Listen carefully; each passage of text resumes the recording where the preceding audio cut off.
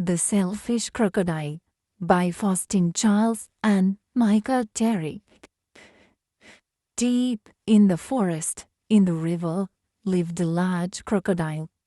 He was a very selfish crocodile. He didn't want any other creature to drink or bath in the river. He thought it was his river. Every day, he shouted to the creatures of the forest, "Stay away from my river.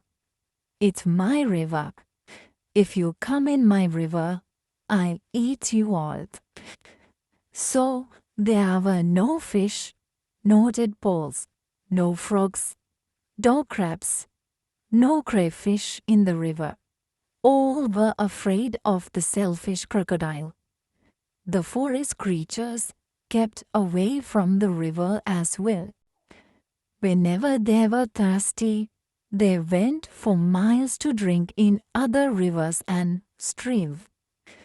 Every day the crocodile lay on his great big back in the sun, picking his big sharp teeth with a stick. But early one morning, the forest was awakened by a loud groaning sound. Something was in terrible pain. The creatures thought that it was an animal caught by the crocodile. But as the sun came out brightly, they saw that it was the crocodile who was in pain. Groan! He was laying on his back, holding his swollen jaw, and he was crying real tears. The creatures drew closer, but not too close. Some of the creatures felt sorry for the crocodile. "What's the matter with him?" asked a deer. "I don't know," said the squirrel. "Maybe he's going to die," chirped a bird. "If that happens, it'll be safe to go in the river," growled a wild pig. The animals thought about this. They hung from branches, they hung from vines, they buzzed in the air, and they shook their heads as they watched the great big crocodile in pain. No animal tried to help. Suddenly, a little mouse appeared, sniffing the air. He ran along the crocodile's tail, then on his tummy. The other creatures stared. "Look at the mouse," chattered a monkey. "He's either very brave or mad. He's going to be eaten for sure," said an iguana. The mouse crept along crocodile's big neck and into his open mouth. There was a hush in the forest. The mouse got hold of something and pulled and pulled and pulled. Then he put it on his shoulder and walked out of the crocodile's mouth. There was a loud cheer from the astonished creatures. The crocodile sat up and said, "I don't feel any more pain. It's all gone."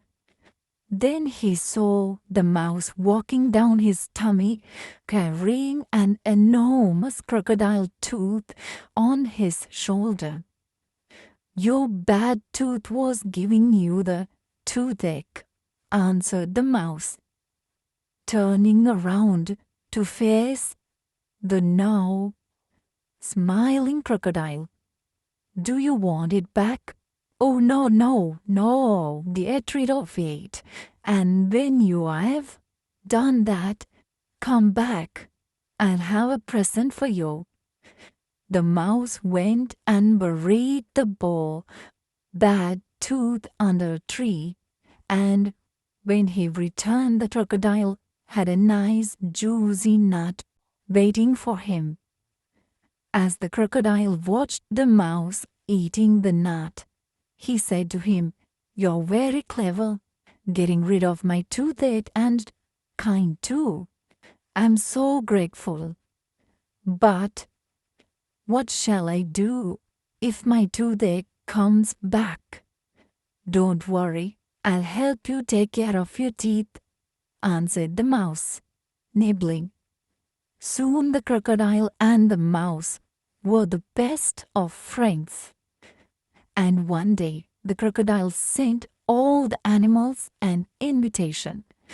Please come to drink and bath in river. I won't hunt you. The river belongs to us all, he said. The creatures weren't afraid to drink and bath in the river any more, although the crocodile was sometimes snappy. They grew to love him, and soon the river was full of fish and tadpoles and crabs and crayfish. The end.